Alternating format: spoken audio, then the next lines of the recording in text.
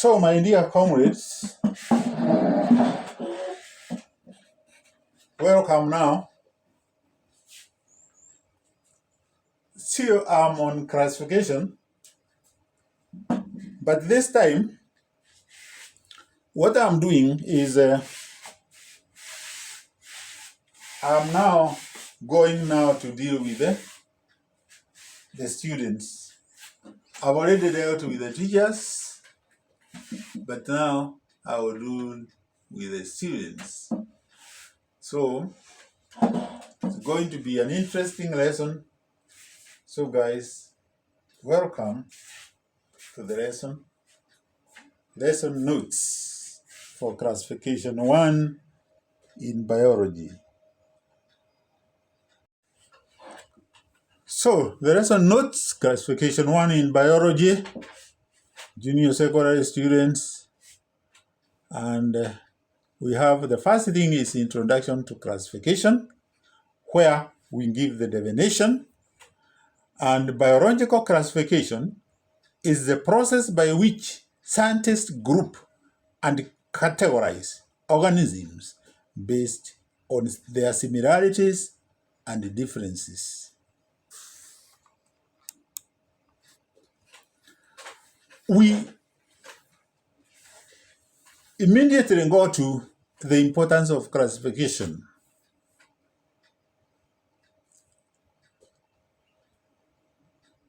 The first one is organization. So classification helps us to organize the vast diversities of life into manageable categories. There are so many animals in this world. That's why we are saying vast diversity, and we need to organize them in a way that we can deal with them in the various ways we use them. Next one is communication. Classification provides a common language for scientists across the world. All right? And this is very important because now you can be able to communicate with a scientist from South Korea, Philippines, India, Iran, Turkey, Britain, USA, Caribbean Islands, South America, Australia, and anywhere else in the world. You'll be speaking the same language, communication. The third importance is understanding relationships. Classification reveals evolutionary relationship between organisms. You know which organism was related to which organisms, and this way you can be able to know now how to deal with the organism concerned. Next importance is study of diversity. Classification aids in studying the variety of life forms on Earth. Without classifying them, it can be chaotic.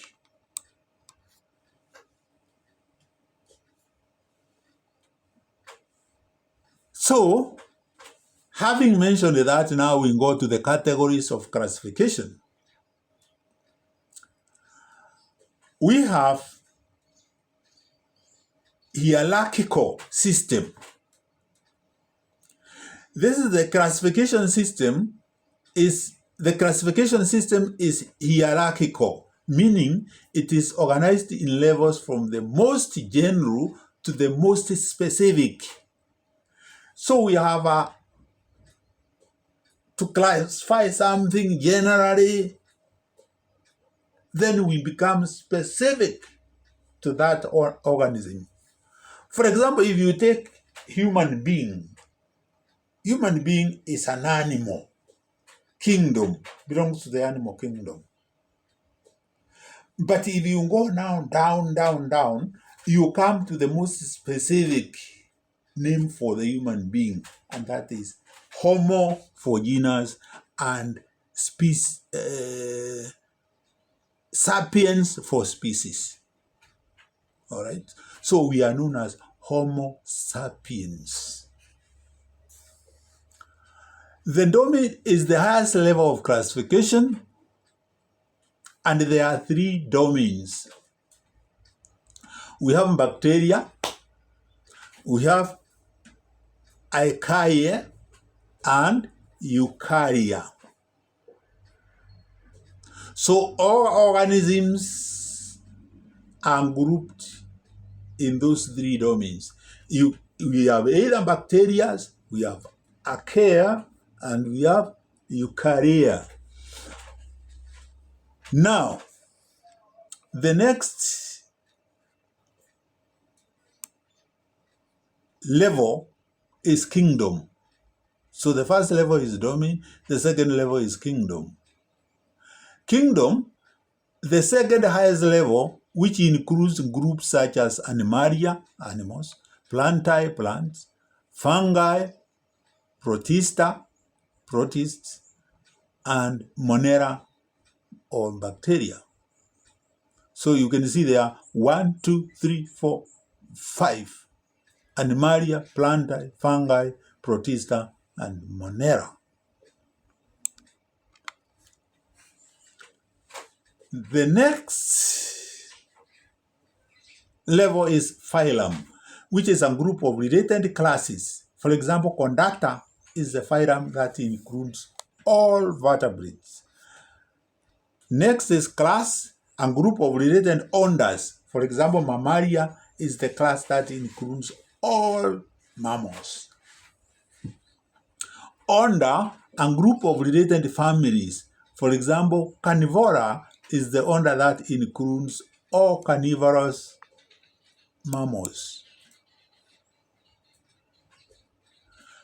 Family, a group of related genera. For example, Felindae is the family that includes cats. Genus, a group of related species. For example, Felis is the genus that includes all domestic cats. And finally, the last level is a species, the most specific level of classification. A group of individuals that can breed and produce fertile offspring. For example, Felis cactus is the species name for domestic cats.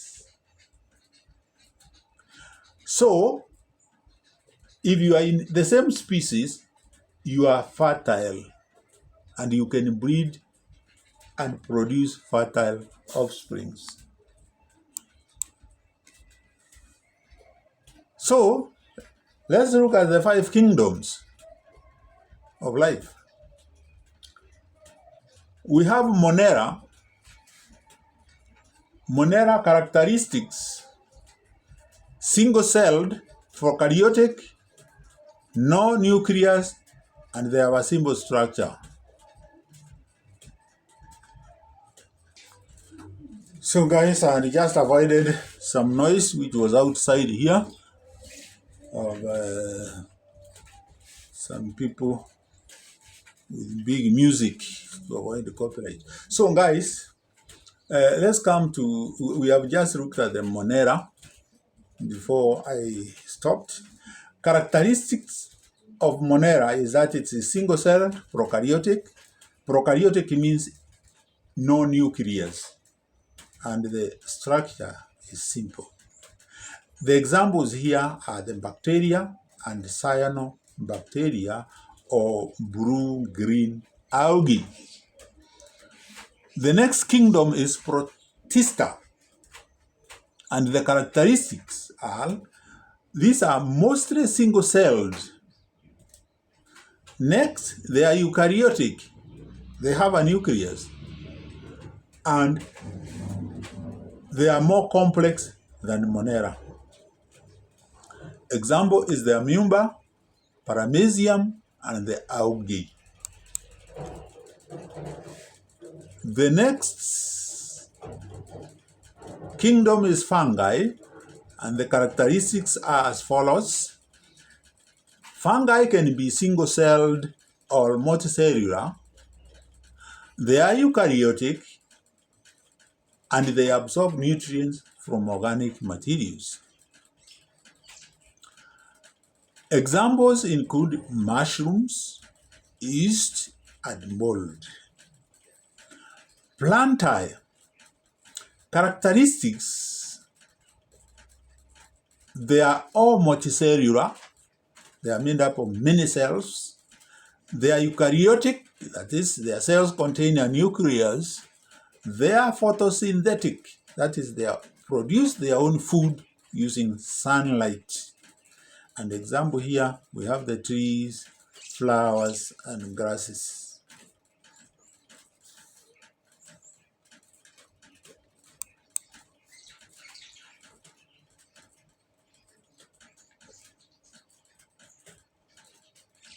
Next one is Animalia. Characteristics is that it is multicellular. All the organisms are made up of many cells. They are eukaryotic. The cell contains a nucleus. They are motile. They can move from one place to another, and they consume organic materials for energy. And examples here are the insects, fish, birds, and mammals. So, having done with the kingdoms, that is the 5 of them, we can now come to what we mean by binomial nomenclature. Binomial nomenclature is a system of naming organisms using 2 names. Bi means 2. Nomio means naming. Nomenclature means naming. So, the genus name and the species name. A system of naming organisms using 2 names, and the first name is the genus name, and the second name is the species name. The rules for writing scientific names. The genus name. This name must always be capitalized and italicized, or underlined if handwritten, but it must be start with a capital letter. Species name.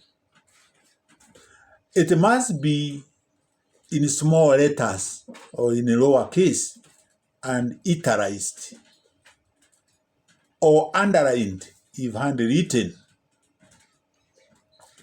Example, Homo sapiens is the scientific name for humans. Now, if you look at the way I've written it, I think I need to just pause and show you how it is written in italics. So, my dear viewers, the name now is written properly, but before it was not written properly, it was not italicized. I'm talking about these names, guys. You see, it is written in italics. The name Homo, which represents genus name, is having a capital letter to begin with. And the name sapiens is having a small letter or lowercase. This is what we are calling lowercase. And here we are saying capital letter H here. All right. So human beings, whether you are white, whether you are brown, whether you are black, you are known as Homo sapiens. Summary. So classification helps organize and understand the diversity of life. The hierarchical system includes domain, kingdom, phylum, class, order, family, genus, and species. The 5 kingdoms of life are Monera, Protista, fungi, plantae, and animalia. Remember, sometimes Protista, we call it Protoctista. Binomial nomenclature provides a standardized way to name living organisms. The visual aids. Please use diagrams to illustrate the hierarchical classification system. Provide images of organisms from each kingdom to show diversity. So I've already given you the reference books, guys. My dear students, my dear viewers, just go to that book. Look at the diagrams there. Look at the images to make you even understand better. Activities: create posters of the 5 kingdoms as students, including key characteristics and examples. All right. You create posters. You can have 5 posters. One is for the first. Let me go back a bit. I show you about the posters. So the posters, one is for Monera, the other one is for Protista, the other one is for fungi, plantae, and animalia. Okay? So you create them. Then label a chart with the hierarchical levels and provide examples for each category. So, in the chart, you are going to write, and I normally recommend, you are going to write, let me show you. You are going to write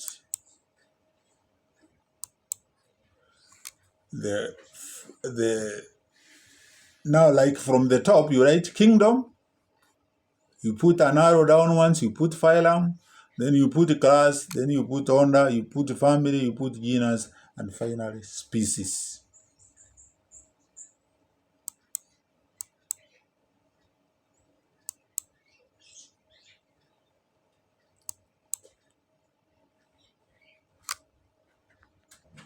So finally, we conclude, review the importance of classification and the main categories, reinforce the characteristic of the 5 kingdoms and the rules for binomial nomenclature. Remember the rules. The genus name should start with a capital letter. The species name or specific name should start with a small letter or lowercase, and the name should be written in italics if you are printing, and if you are handwriting, you write it and underline each one separately, like homo, underline if you have written with your handwriting, and sapiens, underline. Questions: encourage students to ask questions to clarify any doubts. So please, students, ask questions, and then the homework will be write a paragraph on how classification helps scientists in their work.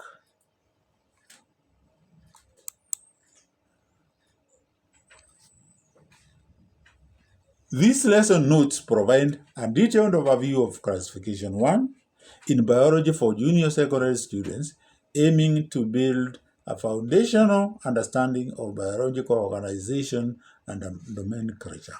So all what I've left out in that video are the pictures, diagrams, those ones, please refer to the reference books. So guys, I hope you are going to enjoy yourself and feel happy. These notes are not